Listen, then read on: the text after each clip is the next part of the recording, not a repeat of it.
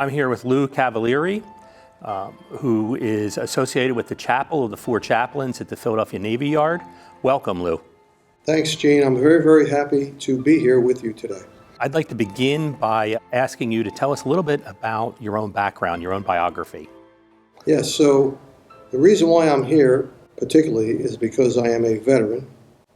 I have 25 years service with the United States Navy. I'm a surface warfare officer, retired. I retired as a captain. And my service over 25 years was both active and inactive. That resulted in a lot of wonderful interactions that after I finished my Navy career, I went with a local company in Philadelphia here that does ocean transportation. So I lived out the remainder of my career with them, and I had a wonderful career with them as well. Interesting. Can you tell us a little bit about what kind of ships you served on? I was basically on auxiliary ships at the beginning, an oil tanker, and then destroyers. I had two of those. Then I went back to the auxiliary service. So my service was basically with the Military Sea Lift Command. At the time, what the Navy did was they changed their auxiliaries over to merchant marine crews, which is kind of interesting because the Dorchester, which is what the four chaplains were on, was a ship that was manned by merchant marines and not by the U.S. Navy. Could you begin by telling me a little bit about the four chaplains, and let's begin by really sort of setting the scene of the Dorchester and what it was doing. Sure. The Four Chaplains is a very, very interesting story that comes out of World War II. Now, the Dorchester, which is the ship that they were on, was a ship that was built in 1927 in Newport News, Virginia. There's a huge shipyard down there still to this day. And that's where the Dorchester was built. It was built as a luxury liner. At the time, there were lots of ships, lots of luxury ships, plying the East Coast from Boston all the way down to Jacksonville. The Dorchester was one of two other ships. They were all sister ships. So they were doing this throughout the 30s, and then when the war started, the Army realized that they needed troop transports. So they converted the Dorchester and its two sister ships into Army transport vessels. So as difficult as it is for me to admit, they were not Navy ships, they were Army ships.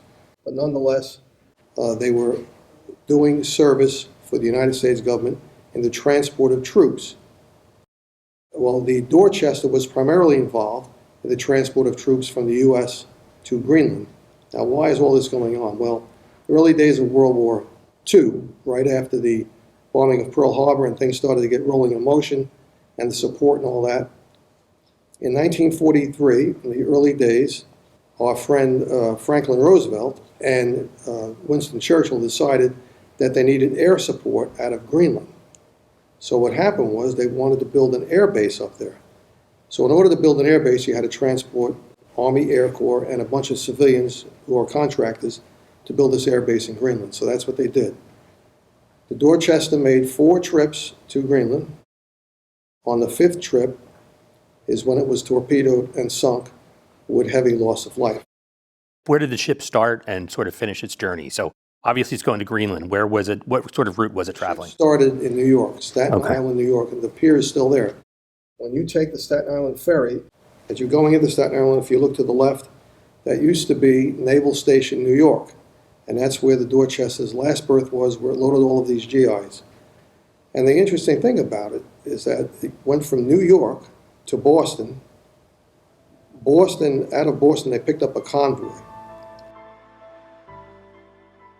and an escort. So it was a 3-ship convoy that stopped off in St. John, Newfoundland, and then from there it went over to Greenland. But on that last voyage, the 5th voyage that the Dorchester had made was the one that It actually follows a pattern. If they followed a pattern similar to actually what airplanes do today when they cross the Atlantic. So interesting. Again, the Dorchester is making these trips to move men and supplies over. And the obvious threat and the ongoing threat are German U-boats. So if you could tell me a little bit about this last action of the Dorchester. Yes. Well, not only was it there German U-boats there, but they called it U-boat Alley because there were so many there. The wolf packs were all over the place, looking for convoys going east to support North Africa and England at the time. And also they started with this base up in Greenland. So the interesting thing about this is that when it left Staten Island, New York, it had 902 people on it. And that included GIs, Army Air Corps, about over 100 people that were in the crew, because at that time you needed a lot of people in the crew because they don't have the automation that they have today. And then we had civilian contractors. It was about another 100 of those.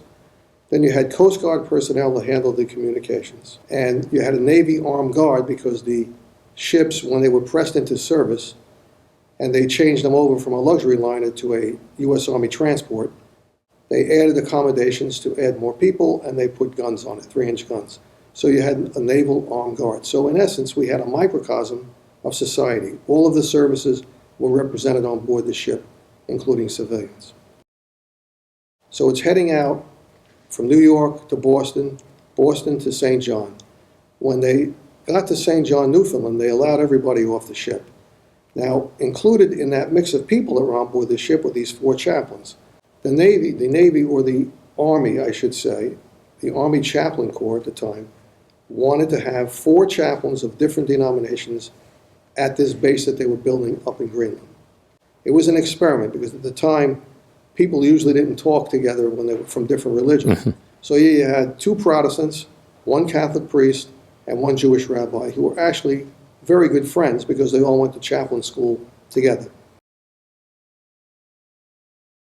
So this was an Army planned experiment that they thought would work very well because they all knew one another. John Washington, he was the Catholic priest. He was out of Newark, New Jersey. Clark Poland, who was a Dutch Reformed minister, and his father was actually the senior minister here at the Baptist Temple at Temple University. So that's how we originally got our connection with Philadelphia, was through him. And then you had George Fox. George Fox was another Methodist minister.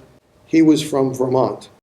And the interesting thing about George Fox is that he was also in World War I as a medic who was gassed. So he's going back now. He volunteered as a chaplain now for World War II. Interesting guy. And he passed the physical despite having been gassed. He was back there in action, and he was the older of the and the most mature of the 4 chaplains, obviously. So the 4th chaplain was Alexander Good. Alexander Good was a Jewish rabbi from Washington, D.C. Now here's a guy who was so patriotic that when they dedicated the Tomb of the Unknown Soldier in 1921, he walked miles from his house to Arlington Cemetery to be able to be there for that event. So Alexander he was a very athletic guy, becomes a Jewish rabbi, and he was given a position at a synagogue in York, Pennsylvania. And today we have a very, very close relationship with York, PA for that reason. And they actually have a school named after him in York, PA. That's a whole other story. So these 4 chaplains get positioned, get assigned to this ship to go to Greenland. So when they arrived in St. John, Newfoundland, there they were allowed to go off the ship. So they marched all the guys off the ship, and they played a baseball game ashore somewhere. Everybody had a good time. And then they went back on the ship and headed toward Greenland. Now, the interesting thing about this, and I'm only saying this because this is the kind of story that you get, particularly because of the 902 people that were on board the ship, there were 230 survivors. One of the guys on this ship posted a letter from St. John, Newfoundland, to his family back home.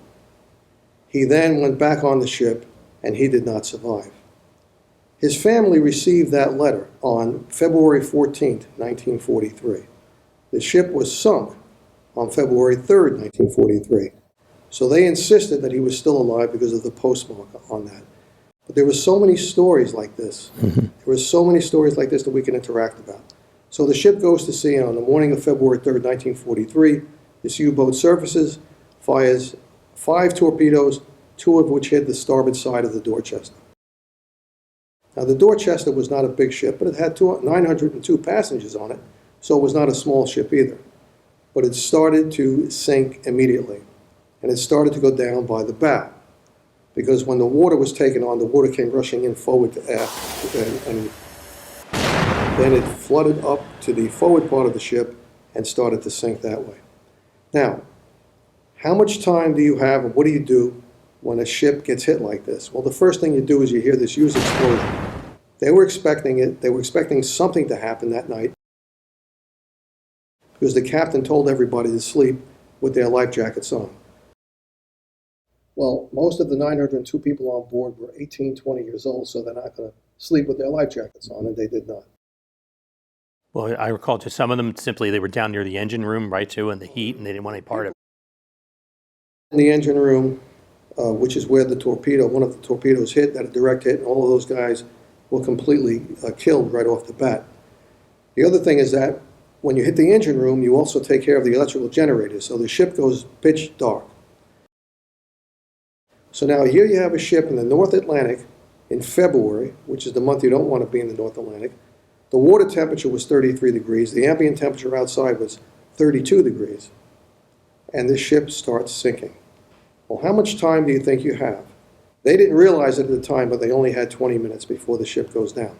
So there's total chaos. There's no lights. Guys come running out on deck without their life jackets on. Some of them were sleeping, so they didn't have their shoes or boots on. And the decks were icy, full of ice. There was so much ice out on deck that they were only able to release 3 of 13 lifeboats. And the reason for that was because all of the rigging was frozen solid from all the water that was coming over the side. And the ambient temperature was cold, so everything just froze, and they couldn't get these lifeboats released. Now, if you are on a cruise ship today, the first thing that you do when you leave port is that the captain musters everybody at their lifeboat station. And these guys were trained to do the same thing. All of these GIs were scurrying, the ones that were still alive, were scurrying to get to their lifeboat station. And there was a lot of problems with that. The ship was listing, it was icy, it was cold, and most of them did not have their life jackets, and then they couldn't get their lifeboats released. The 4 chaplains, as most officers in the military are, you're trained to take a chaotic situation and level it out. But what's normal for a sinking ship? And the normality there is that you get over the side and get away from the ship and try to get picked up by the escorting ships, and I'll tell you about those in a minute. So the 4 chaplains were quick thinkers. They went to the stern of the ship. The ship is going down by the head now because that's where all the water is coming in. The stern is starting to rise. And there was a lifeboat locker at the stern of the ship. So they opened up this lifeboat locker and they started handing out life jackets. Word got around to the other people on the ship, go astern and you can get a life jacket, and then immediately you go right over the side in a life jacket. So the 4 chaplains are handing out life jackets, and what happened was they ran out of life jackets. There was no more in the locker. So what did? There was a whole still long line of GIs waiting to get a life jacket. Everybody's scared. There's screaming, yelling going on. People are in pain. And what these 4 chaplains did was they took off their own life jackets and gave them to the next guy in line. And the reason why this story is so significant is because they didn't say, here, the Catholic priest didn't say, is there a Catholic here? I want to give you my life jacket. The rabbi didn't say, is there a Jewish guy here? Mm-hmm. The Protestants didn't say, I want to give a life jacket to the next Protestant in line. They just gave it to the next guy in line. And that's such a remarkable thing. Can you imagine that? Giving up your life jacket, they were sealing their fate, and they knew it, because the next thing was going to happen was the ship was going to go under. Well, I was about to say, too, they sort of knew it because if I recall correctly, isn't it Alexander Good, there's a soldier without his gloves, and Good knows he's going down. So he gives his gloves to the soldier, and the soldier doesn't realize really what's happening until, he's away from Good. That's right. And that guy survived, by the way. So you had all of these things going on, and there was a lot of heroism that night. Mm-hmm. But this was the act that most of the survivors remember. They saw it, and then the most other interesting thing about this is that as the ship was going down, now here's a ship which is going down by the head, so the stern's going to come way up. And you can see the propellers coming up at the stern of the ship. And there are the 4 chaplains at the very stern of the ship as the ship is sliding down. And what they did then was they linked arms in prayer. And they prayed and sang together as the ship went under.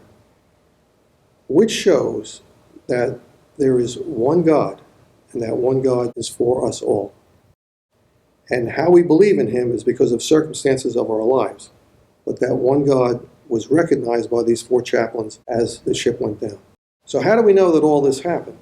So there were 3 Coast Guard cutters that were screening the convoy, looking for U-boats. Of course, they knew that there was a U-boat out there, but it's very, very difficult, and I know this from my own personal experience, to find a submarine in the middle of the ocean. It's extremely difficult, even with some of our modern sonars that we have today. So when the ship was torpedoed, the Coast Guard logs on the U.S. Coast Guard cutter Tampa logged it, that they saw a flash of light hit the side of the Dorchester. So we know it's in their log.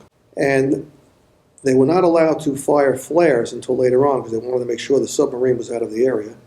And the two other Coast Guard cutters, the Escanaba and the Comanche, they were not immediately dispatched to pick up survivors.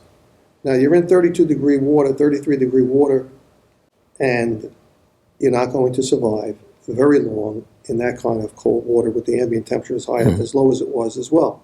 So the survivors tell us that they jumped in the water after they got off the ship, and they're waiting there for something to happen. It's pitch dark. The ship is now done under, and one of the survivors said a very interesting thing. The sea looked like a bed of roses. And the reason why is because on your life jacket you have a light. This is to identify you so that somebody can pick you up, and the light is red. And we have two of those lights the two survivors gave us down at our collection at the chapel in the Navy Yard. So here you have a sea of roses, a bed of lights on the surface of this ocean, waiting for these Coast Guard cutters to come and pick up the survivors. There were two other ships in the convoy, but at the time the doctrine was that you don't stop, you proceed. So the two other ships kept on going forward, but the Germans somehow knew that the high priority target was the Dorchester. That's where 902 people were on board. The other two ships had minimum crews. They were cargo ships. So finally, the Tampa and Escanaba, after about a half an hour, the Tampa is the head ship. They tell the Escanaba and the Comanche to proceed to pick up survivors. So they managed to pick up 230 people. And that's how we know what happened from the amounts of these survivors. And there were so many other stories associated with that. There were people on the Coast Guard cutters who were heroes because they picked up so many survivors. Now, one is Charles David, and I'll just remember his name. I'll just mention his name because Charles David was a seaman. He was a cook. He was an African American. So at the time in the Navy and the Coast Guard, if you were African American, you could only serve as a cook or as a steward on a ship, which was an unfortunate circumstance at the time. Well, he was a very strong swimmer. He was from Long Island, and throughout all the chaos, and they start picking up dead bodies on the Coast Guard cutter Comanche, which is where he was assigned, and he went up and told the captain, look, I'm a strong swimmer. Let me go in there and help pick up survivors. So this guy, Charles David, the captain gave him the okay to do it, and even though he wasn't trained as a rescue swimmer, as others were on the Coast Guard cutter Comanche and Escanaba, he went in. He managed to save at least 6 people. Going in and out of the water, this poor guy, Charles David, caught pneumonia, and he died 2 weeks later in Greenland from the pneumonia that he caught going in and out of the water. So there's another hero. Was he ever given any service awards? At the time, he was not, because he was African American. But I'm happy to say that the Coast Guard has named a cutter after him. And that cutter right now is U.S. Fast Response Cutter Charles David, and it's in Key West in Florida. And when we dedicated that ship, we had board members go down to the ship that were part of the dedication, and they were able to see other families there. And the only reason why they were there is because they were survivors picked up by this guy, Charles David. It's just an amazing story how all of this just rotates. Well, here we go. 230 survivors. And we know the story because every one of these survivors had to write out a report for the Navy investigation of the sinking. The ship was sunk on February 3rd, 1943. It took a long time to sort out who was still alive and who wasn't, who made it to Greenland, who did not. It wasn't until April 20th when the Navy and the government, the War Department at the time, told families that your loved one was lost in action or killed in action or was a survivor and sitting in Greenland. It took from February 3rd to April 20th to sort that out. Something that you can't even imagine would happen today. It wouldn't because of the way we are with communications today. So all that time you had these families sitting at home on pins and needles. What happened to their family member? The survivors in their story, when they wrote down the story of the account for the Navy official report, basically said, well, I was on the ship in my bunk, went up through the mess decks to the top after I heard the explosion, Didn't know what was going on. All the lights went out. I went to the top deck, went over the side, ended up being picked up on this Coast Guard cutter, covered in oil, which was actually a good thing because the oil from the tanks Provided some insulation. So here you have all of these GIs in the water waiting to get picked up. And when we asked them to write about this in a Navy report at the time when they did the Navy investigation, they wrote that they were on the ship, went up topside, got over the side into the water, picked up by a Coast Guard cutter, and many of them wrote that they saw the 4 chaplains actually out on deck. The guy wrote about giving up the gloves, but many of them wrote about the life jackets, about how they gave so many life jackets out, and they took off their own, and then also that they eventually went down linked in prayer. About 25 years later, now the Chapel of 4 Chaplains Foundation is going, and at that time there were still many survivors alive. There were 230 survivors. There are none today. They're all gone. So the chapel asked the survivors to recount their story again. So here you have the one from 1943 after the sinking that showed what happened to the government as part of the investigation. And here you have a story of we're trying to find out how these guys and their families made out. Very interesting that almost everyone didn't speak about where they were on the ship or how they got on the Coast Guard cutter when they got picked up. But they all spoke about, my friend was here on the ship with me, I was here, he went one way, I went the other way, I never saw him again, why did I survive and he did not? Every one of them said that in one way, shape, or form. They were talking about dreams they were having after the sinking. They were talking about the effects on their family. You can imagine the effects on the family of a survivor having to live with them, and at the same time on the families of the deceased, the 672 that went down with the ship. Their families, that's a lot of people, 902 people. So it was all about survivor guilt. And the chapel recognized this and started reaching out to the families and to the survivors to try to deal with some of this. And we now know more about this today. It's called post-traumatic stress. And we know a lot about it now because we've dealt a lot with Vietnam vets. And it's interesting that because now the chapel and our programs deal with these issues for not only Vietnam vets, but now Cold War vets, Iraqi war vets, Afghanistan war vets, et cetera, et cetera, et cetera. So it all sort of worked its way around. So getting back to the picking up the survivors, they were only a day out of Greenland, which was the other ironic thing. They made it into Greenland, sorted out who was alive, who wasn't. Took about almost 2 months to do that. Everybody went on with their lives. So what happens now? The story of the 4 chaplains makes its way back to the United States. And the reason why it was such a big story at the time was because the sinking of the Dorchester was the heaviest loss of life at sea up to that point in World War II. When you had 672 people go down, that is a major event. And of course, the nation was shocked and realized the reality of war. So, in Philadelphia here, Clark Polling's father was the senior minister here at the Baptist Temple. He got the ball rolling with a couple of local people, one of whom was Charlie Kahn, who was a real estate person in Philadelphia area here. And they started basically a 4 chaplains boys club. And that developed into the Chapel of 4 Chaplains. And the reason why it was at Temple University was because of Poling being the senior minister there. A stamp came out in 1948. Now, this is another interesting story about this stamp. The stamp shows the ship. If you look at the stamp, 3-cent stamp, it shows the ship going down by the stern. They got it wrong. It actually went down by the head, but that's okay. So this stamp here was issued by the postmaster up in New York. He's the one that got the ball rolling. And it took him 4 months to get the stamp issued from the design stage to the issue stage. We tried a few years ago to get the stamp reissued for the 75th anniversary. They would not do it. Plus, they also told us that it now takes 5 years to get a stamp issued from its design stage to its issue stage. So we couldn't go that route. But at any rate, getting back to the story now. So here you have all of these families who were affected either by having someone gotten killed and missing in action forever or somebody who was a survivor. And the 4 chaplains worked with them, and our program developed around them up to this very, very day. Before we go there, which I do most certainly want to talk about, because I think these are important programs, can we talk a little bit first about, though, the 4 chaplains?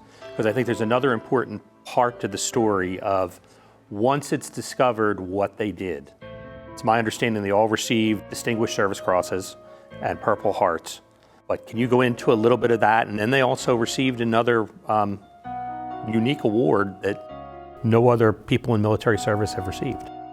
1948, they issue this stamp. 1951, they start the Chapel of 4 Chaplains here in Philadelphia. President Truman comes up to dedicate the chapel. So you know that this was a very significant event. But it wasn't until 1960, at the very end of the Eisenhower administration, where Congress passed a special law, and it had to be a special public act coming out of Congress, that awarded the 4 chaplains a special medal for valor, heroism, and selfless service. And it was signed by President Eisenhower on the last day of his administration, and the signature and the bill and the pen that he used is at the Navy Yard in Philadelphia in the chapel. Now, do we know why they received that as opposed to being upgraded to the Medal of Honor? Yes, and that's something that we could never figure out. We've been asked this question a lot, and with the limited research that we've done, because our aspect at the Chapel of 4 Chaplains is to devote more on our mission rather than on the fact why they didn't get the Medal of Honor, because we've already been told once. And the reason was because it wasn't considered a combat action. Now, I don't know who decided that or how they came to that conclusion, but that's the conclusion that we got. So in 1960 is when they passed this special medal for heroism. And it's the only time that Congress has ever struck a special medal for heroism for anybody that was in the armed forces. And yes, they got the Distinguished Service Cross. And yes, they got a Purple Heart. Every military person on the ship got a Purple Heart. Civilians obviously did not because they weren't military. But this was something that many people felt, and Congress agreed, that they deserved, and they got it. And to this day, that special medal, the symbol on that special medal, is part of the challenge coin that we give out to recipients of our challenge coin and also of our Legion of Honor awards. Lou, I'd like to thank you again for joining us today on Wages of War. The information you've provided, the discussion we've had, has actually hit upon the central idea we've had for this program of not only honoring the service of veterans, but also looking at the cost of that service to both the veterans and their families as well. Well, Gene, it was a pleasure for me to be here. I hope that at some point we can talk about wages of peace instead of wages of war. And if anybody wants to contact us at the Chapel of 4 Chaplains in the Navy Yard, please come and visit us. We're right down at the end of Broad Street in the Navy Yard.